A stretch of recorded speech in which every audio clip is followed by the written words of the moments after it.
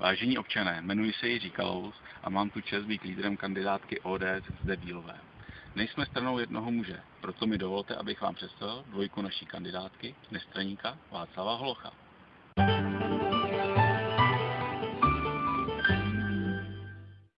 Dobrý den, jsem Bílovákem tak trošku na přeskáčku, bydlel jsem v Bílově nejdříve v paneláku, potom jsem si tady postavil rodinný domek, rád jsem se sem vrátil. Do politiky jsem se tak nějak trošku teďkom omočil z toho důvodu, že vidím, že v tom Bílovém skutečně by bylo potřeba troška změna.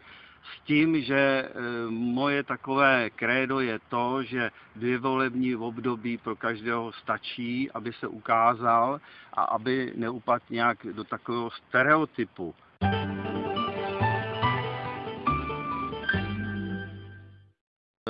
Je takové české přísloví, nové koště dobře mete, jo? Takže z toho by občané mohli vycházet.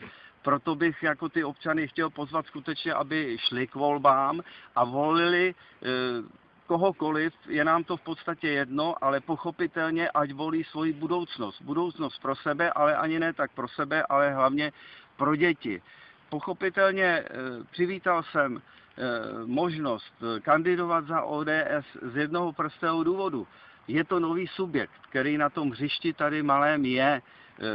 Zatím sice za ním nic nestojí, ale taky zatím nic neskazil. A když se podíváte na program, na stránky ODS, uvidíte mnoho věcí, které nejenom jsou jiným stranám společné, ale je tam i mnoho věcí, které jsou nové a myslím si, že pro občany jsou velkým kladem.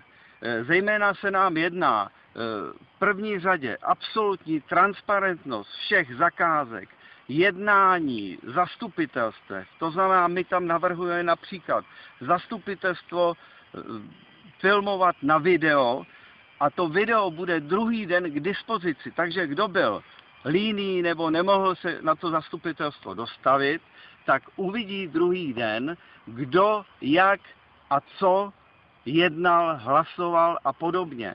Pochopitelně zápisy ze zastupitelstva, které byste dělali, by nebyly v takové té imaginární kvalitě, kde je nějaké číslo a odstavec.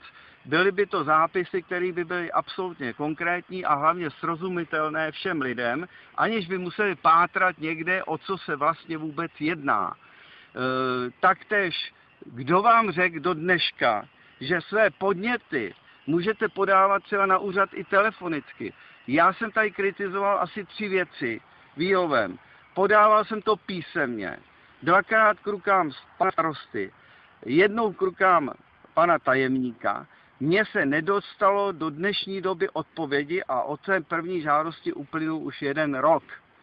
Takže já si myslím, že spojení internetu, spojení videa, propojení občanů s tímto médiem si myslím, že bude absolutně ku prospěchu věci. Dále v programu třeba je velice zajímavá věc. Víme, že lidi dělají ve městě a vrací se pozdě, mají jiné starosti a potřebují si i vyřídit některé věci na úřadu. A nastává problém. Problém ten, že se tam nestačí dostavit včas. ODS jako taková navrhuje 1 úřední den do 19 hodin. Je to dostatečná doba na to, aby si lidé stačili vše vyřídit a zároveň nebyli ve zbytečném stresu, co jak si naplánovat. Tato doba pochopitelně nebude nějakým navýšením fondu pracovní doby, ale bude v podstatě realizovaná tím, že se zkrátka určitým úředníkům, kteří budou nezbytně potřeba k zajištění těchto záležitostí, přesune pracovní doba na ten daný den a úředníci se budou pravidelně prostřídávat, tak jak to bude možné. Pochopitelně v rámci možnosti budeme upřednostňovat ty, kteří nepečují o děti a tak dále.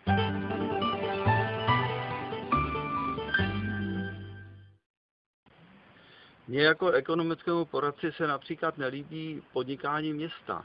Město podniká tím způsobem, že si založí jakési družstvo tamhle rodinných domů Kamenná, kde vidíme zkrátka hrubou rozestavěnost, kde v podstatě není přehled o tom, jak tam tečou peníze. kde si myslím, že ta obsazenost toho prostoru v rámci vybudování inženýrských sítí bude hodně dlouhodobá. Myslím si, že tento projekt jako není optimální a v životě bych to já svým osobně klientům neporadil. Pochopitelně podnikat město může jiným způsobem. Já například, když jsem stavěl barák, tak jsem měl velký problém s technikou. Zkuste si dneska pronajmout techniku města, která tamhle kromě běžných údržby leží a není k dispozici občanovi. Za tu techniku se vynakládají velké prostředky. A myslím si, že by bylo velice dobré, kdyby město umělo s tou technikou také hospodárně nakládat. To znamená, že by byla k dispozici občanovi za úplatu a já bych nemusel si potom třeba bagr schánět někde z Děčína, než mi přijede zaplatit cestu a podobně. Taktéž vytváření pracovních příležitostí.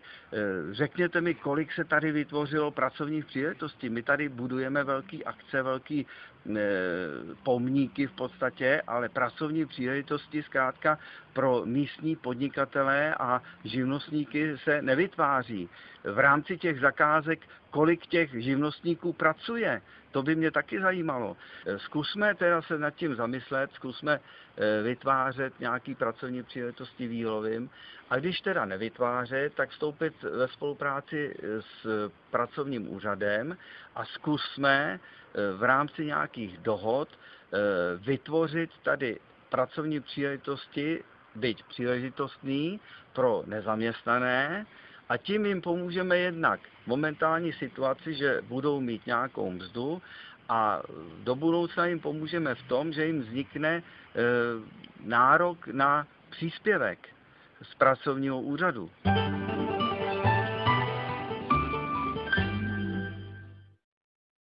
Abych někoho zbytečně nevyplašil, my pochopitelně, co se týká stávajících projektů města, nechceme nic bořit, nechceme nic rušit, nechceme nic revokovat.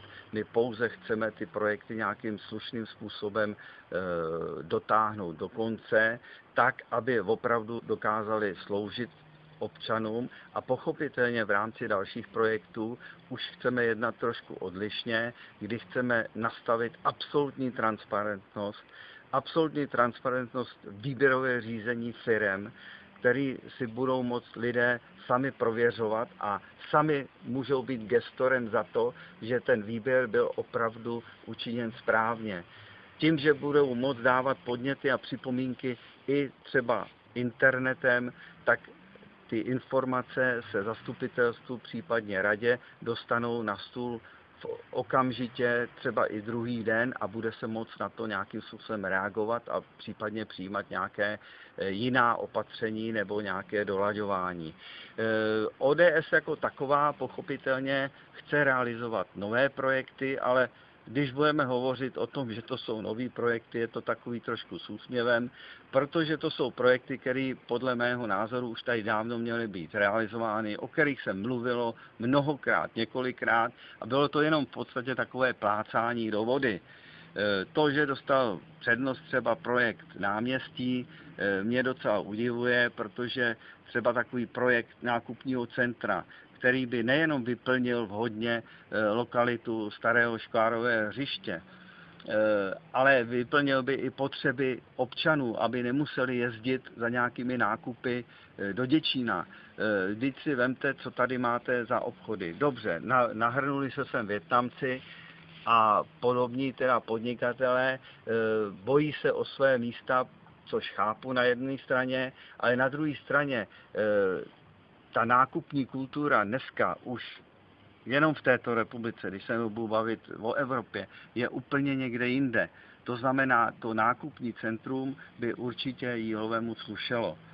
Pochopitelně je tady další problém. Podívejte se tadyhle třeba na paneláky, je tam spousta aut, nemají kde parkovat. Teď vandalismus pochopitelně v dnešní době kvete. Někdo by si velice rád připlatil třeba za to, aby jeho auto mohlo stát na hlídaném parkovišti, tak jako to mají například na sídlišti v Březinách v Děčíně.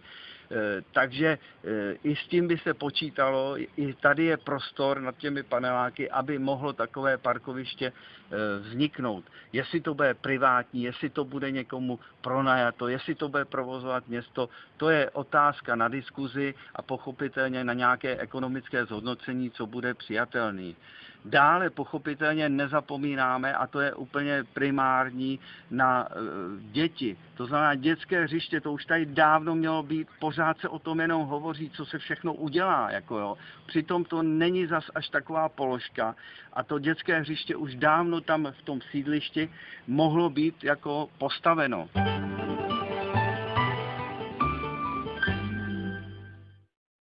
Další takovou věcí, o které bych se velice rád zmínil, která tady nebyla, myslím si, že ani není, je možnost takzvaného celoživotního vzdělávání.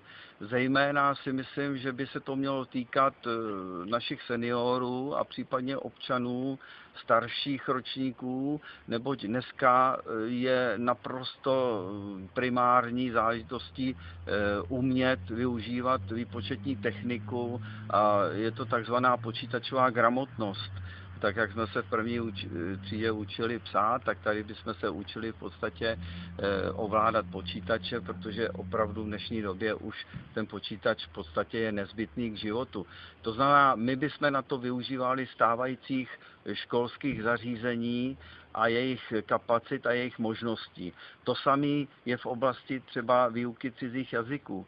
Dneska, když člověk by chtěl jako ten cizí jazyk nějakým způsobem si prohloubit, zlepšit, vylepšit, tak pokud nemá možnosti někde ve městě někde toto realizovat, tak tady v Jílovém hromadně nebo ve více členech to v podstatě nelze. Možná nějak individuálně by se to dalo dohodnout.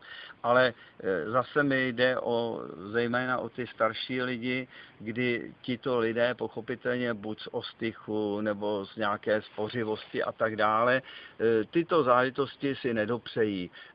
Pochopitelně tento program by byl nějakým způsobem garantován městem, zkusili bychom si sáhnout na nějakou dotaci, aby se tam vytvořily finanční prostředky, aby toto bylo opravdu přijatelné pro všechny lidi, kteří by se toho chtěli zúčastnit.